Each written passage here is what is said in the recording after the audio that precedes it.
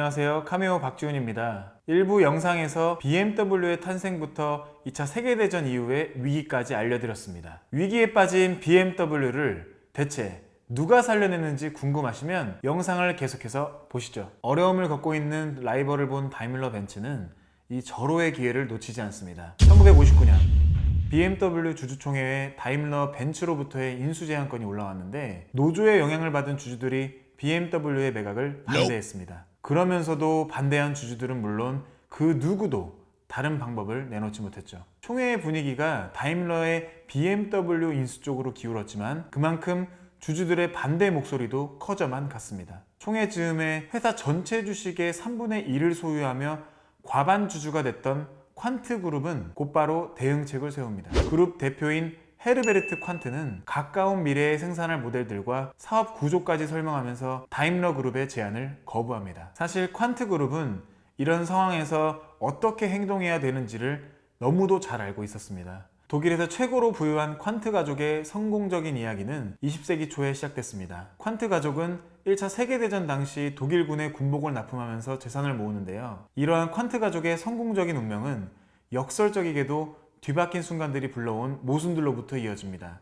헤르베르트의 어머니가 사망하면서 헤르베르트 아버지 귄터 퀀트가 재혼을 하게 됩니다. 새엄마인 마그다 리첼은 새 남편보다 10년이나 어린 나이로 시집을 오게 되는데 나이차로 인해 결혼 생활이 지쳐갔는지 귄터와 이혼을 하게 되고 1929년에 다른 남자와 재혼하게 됩니다. 그 남자는 바로 히틀러의 목소리로 불린 나치의 선전장관 괴벨스입니다. 이혼과 재혼 후에도 마그다와 퀀트 가족 사이는 여전히 좋았습니다. 얼마나 좋았냐면 히틀러까지 참석한 마그다와 괴벨스의 결혼도 퀀트 가족의 저택에서 열렸다고 합니다. 나치 독일의 퍼스트 레이디라는 별명까지 얻었던 마그다와의 좋은 관계 덕분에 2차 세계대전 동안 탱크, 잠수함과 로켓 미사일 등을 퀀트 가족 산하의 제조사들이 제공했습니다. BMW의 공장처럼 퀀트 그룹 공장에서도 포로와 범죄자는 물론 강제 수용소 수감자까지 동원했는데요. BMW 공장의 경우보다 더 심각했던 것은 퀀트 공장에 투입된 사람들의 평균 수명이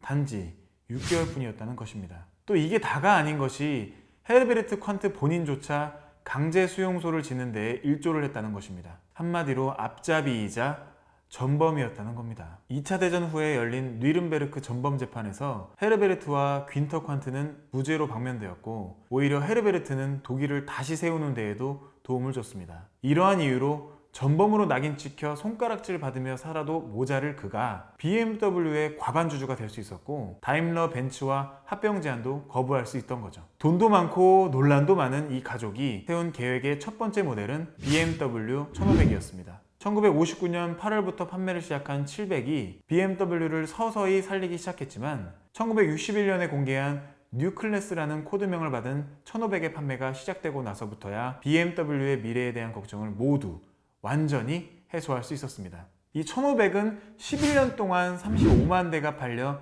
당시 BMW에서 최고 판매량을 기록한 차종이 되는데 이 덕분에 1963년 2차 대전 이후 처음으로 영업이익을 만들어냈고 그 다음 해에 이르러 주주들에게 돈을 줄 수 있었습니다. 나아가 1968년에는 무려 10억 독일 마르크의 판매고를 올렸다고 합니다. 이게 끝이 아닙니다. BMW의 진짜 황금기는 1970년대에 옵니다. 1973년 뉴클래스의 성공을 이어가기 위해 5시리즈로 풀체인지하는 개혁을 진행하고 2년 뒤에 3시리즈도 출시합니다. 마침내 1978년에는 7시리즈도 공개하면서 BMW의 모든 대표적인 시리즈의 출시를 완료합니다. 또한 지금까지 실시하고 있는 모델명을 짓는 방식도 정하게 되는데 첫 번째 숫자는 시리즈를 의미하며 나머지 두 숫자는 엔진의 크기를 나타냅니다. 하지만 70년대에는 3, 5, 7 시리즈보다 인기가 더욱더 넘쳤던 시리즈가 있었는데요. 그것은 바로 02 시리즈입니다. 1968년에 처음 출시된 02 시리즈는 10년간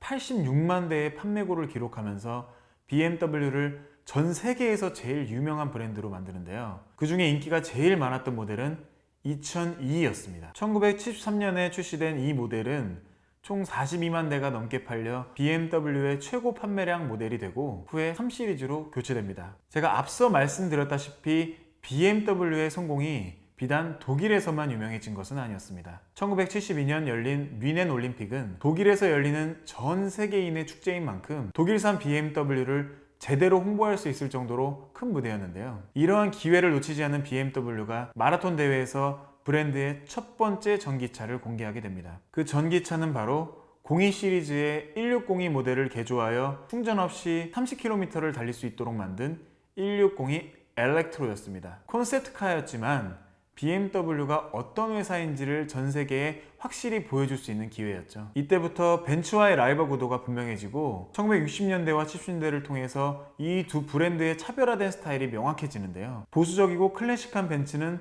40, 50대 층들에게 최고의 인기를 끄는 반면 스포티한 BMW는 20, 30대 층에 잘 맞는 개방적이고 모험적인 느낌을 어필합니다. 또한 세계적으로 모든 자동차 브랜드들이 어려움을 겪고 있던 1970년대 중반에 BMW는 대표적인 4기통 엔진의 모습을 컨셉으로 한 특별한 디자인의 본사 건물을 짓기도 했죠. 1980년대에도 BMW는 성공 스토리를 이어가는데 특히 레이싱 담당 부서에겐 아주 바쁜 시기였습니다. 먼저 M1이라는 모델을 디자인하는데요. 처음에는 람보르기니와 협업하여 생산할 계획을 가지고 있었지만 중간에 람보르기니가 경제적인 어려움을 겪어 프로젝트에서 나가게 됩니다. 이에 홀로 남겨진 BMW는 포기하지 않고 M1을 출시합니다. 하지만 M 시리즈의 진정한 주인공은 몇 년 뒤에 나오게 되는데 그 모델이 바로 최고의 투어카 M3였습니다. 3 시리즈 바탕으로 만들어진 이 레이싱 자동차는 일반인들에게도 큰 인기를 끌어 2만 대 가까이 판매되고 1990년대와 2000년대에도 후임자들이 나오면서 인기가 계속됩니다. 이러한 성공 가도에도 불구하고 배가 부르지 않은 BMW는 1994년 배보다 배꼽이 큰 사람처럼 로버 그룹을 인수합니다. 하지만 이 인수에는 큰 문제가 있었습니다. 로버 그룹 산하의 로버, MG, 미니와 랜드로버 브랜드들을 BMW에서 키울 자리가 없었던 것이죠. 로버와 랜드로버의 고급스러운 이미지를 입히면서 홍보했지만 BMW 시장과 겹친다는 평가를 받으며 결국 2000년 미니를 뺀 나머지 브랜드들을 매각하면서 정리하게 됩니다. 1990년대에는 다른 인수권도 있었는데요. BMW가 자사의 엔진을 제공하고 있었던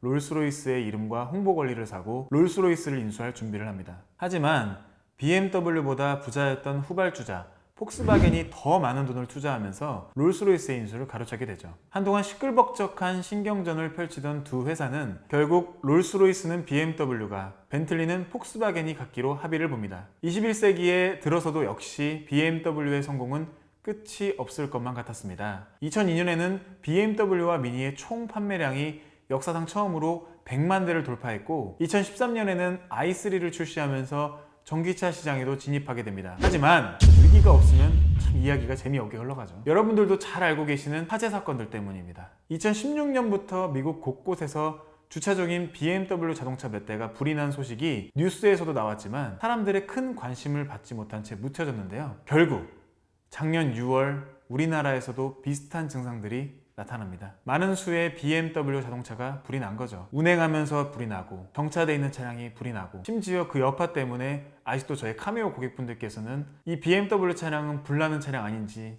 아직도 질문을 받고 있습니다. 이 때문에 소유한 BMW 차량을 운행하지 않고 먼 곳에 두거나 중고차로 팔려는 사람들이 늘어났는데 심지어 공영주차장이나 아파트 주차장에서 BMW의 주차를 막는 다양한 사례들이 알려지면서 이미지에 큰 타격을 입게 됩니다. 리콜을 진행하고는 있지만 신뢰도 회복이 굉장히 어려울 것만 같았죠. 하지만 2018년 수입차 판매량 데이터에 따르면 BMW는 여전히 부동의 2위 자리를 지키고 있고 신차 개발, 페이스리프트 등의 소식에 고객들이 큰 관심을 보이고 있는 것을 보면 그 자리를 정말 쉽게 내줄 것만 같지는 않습니다. 물론 올해 판매량을 봐야 자세히 알 수 있겠지만 지금까지 봤을 때 또 제가 여태까지 경험했을 때 보면 BMW가 우리나라에서 조금은 더욱 특별한 위치를 차지하고 있는 것으로 보이는데요. 정말 낮은 확률로 만에 하나 정도 불이 난다 하더라도 그 BMW라는 브랜드는 그러한 모험을 감수하면서까지 차량을 살 수 있다는 그런 브랜드라는 이미지를 받는 것 같습니다. 자, BMW가 항공기 엔진 제조사에서 럭셔리 자동차 브랜드가 되는 역사를 설명해 드렸습니다. 영상에 마음이 드시면 좋아요 눌러주시고요. 역사가 궁금한 브랜드가 있으시다면 댓글로 남겨주세요. 전 세계에서 최고라 평가받는 양산 전기차 브랜드 테슬라의 성공적인 역사가 궁금하시면 왼쪽 상단 영상을 시청하세요. BMW 역사의 일부 이야기를 아쉽게 놓치셨다면 왼쪽 하단 영상을 클릭하세요. 매주 새로운 자동차 이야기를 보고 싶으시면 구독 반드시 꼭 하세요. 감사합니다.